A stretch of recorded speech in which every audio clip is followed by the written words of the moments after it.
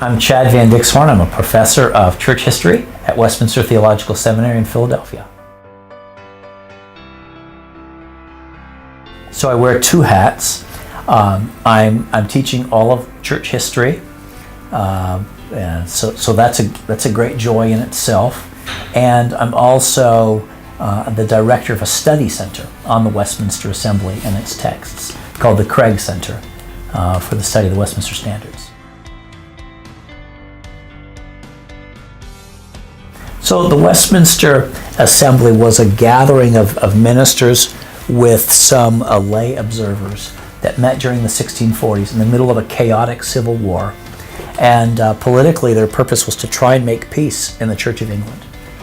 The results, however, were significant for the Church of England for a little while, which became Presbyterian for a few years, and then long-term for the Presbyterian Church in Scotland, for the Church of Scotland, Ireland, and then through missionary activity around the world. They ended up writing about 140 documents, some of which have become sort of the standard expressions of the Reformed faith in English around the world. So used nominally or thoughtfully by about 35 million Protestants.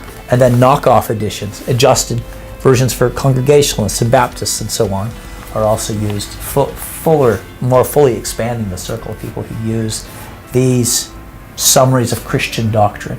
You know.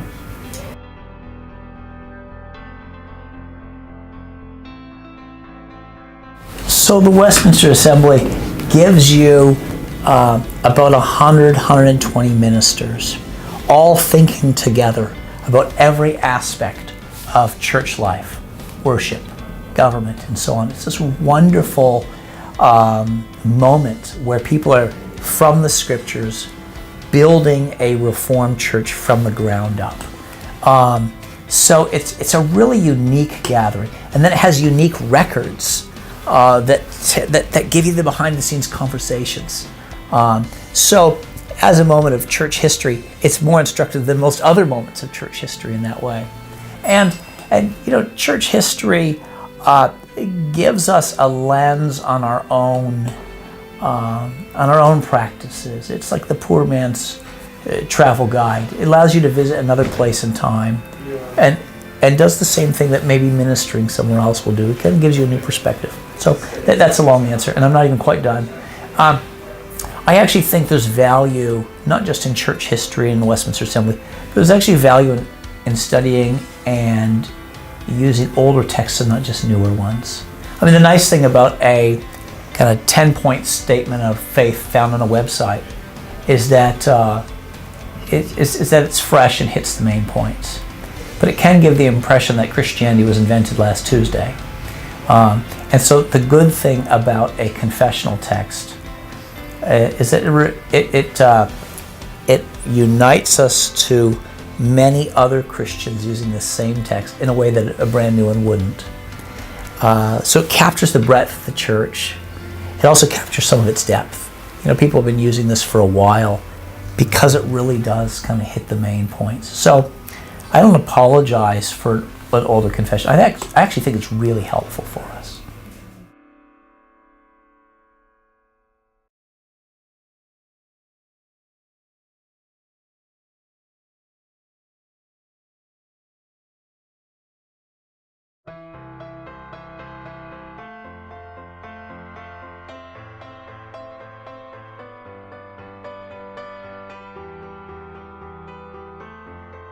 Well, there's a funky reason why I want to talk about Luther, and that is, although we celebrate 1517, I think Luther really comes to his gospel breakthrough in the spring of 1518. So I want to make that point, I suppose.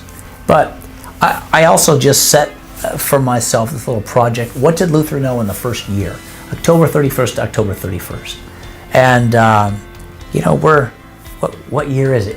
I just got off an airplane. It is 2018, so we're still in that year, and so I'm still kind of, you know, thinking through Luther's first year in the 500th and 501st anniversary of the Reformation, but also Luther's first year as a reformer, if you will, is just so fascinating. It gives us so many insights into the gospel, the Christian life, and the way in which God treats his people and leads his people. I just find it so edifying and encouraging that I wanted to share it with others.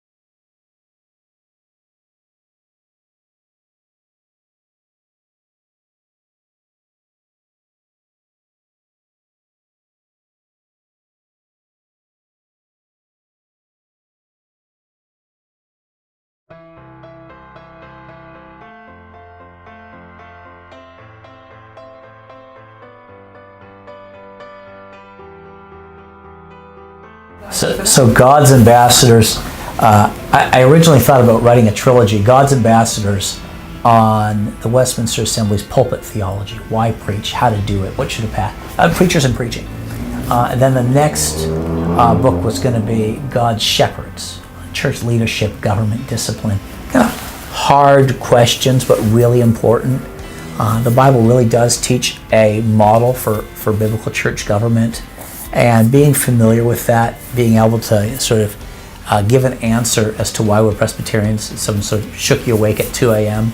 And asked for 5 points of Presbyterianism. That's all. I want to cover why Presbyterianism works, why it's important, why it's biblical.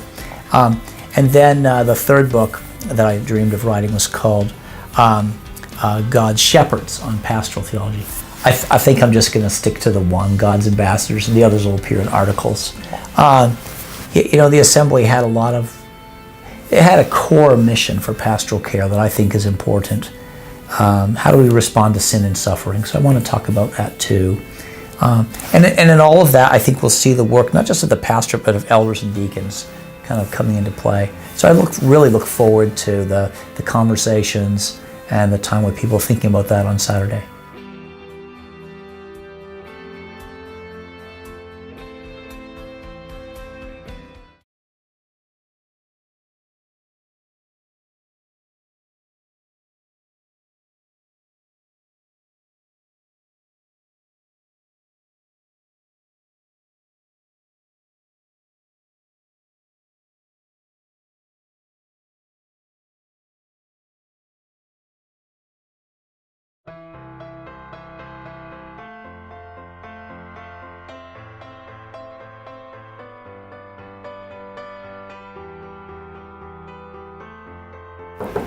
I think it's really helpful to try and read it in bite-sized chunks. Maybe read a couple paragraphs or a chapter. It starts off with a long chapter, so which can be kind of daunting. But reading a few paragraphs at a time, just thinking about it, and kind of making your way through. You could, there's 33 chapters. You can do it in a month. It's just kind of a nice way of approaching it.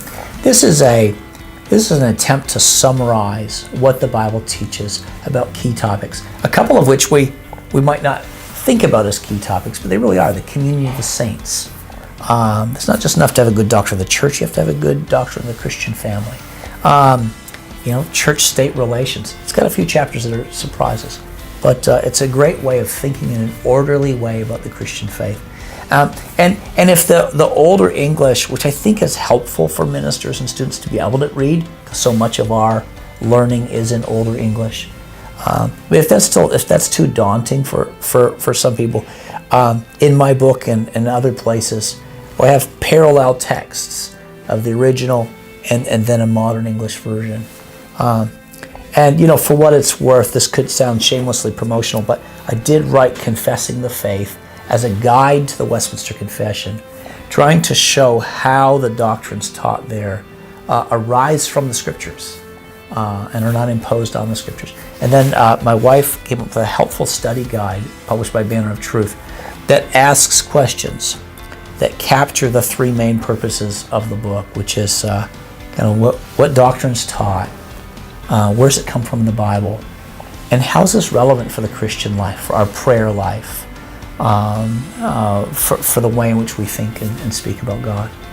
So I'm hoping that the class next week or exposure to the confession or reading these books would be helpful to people. You know.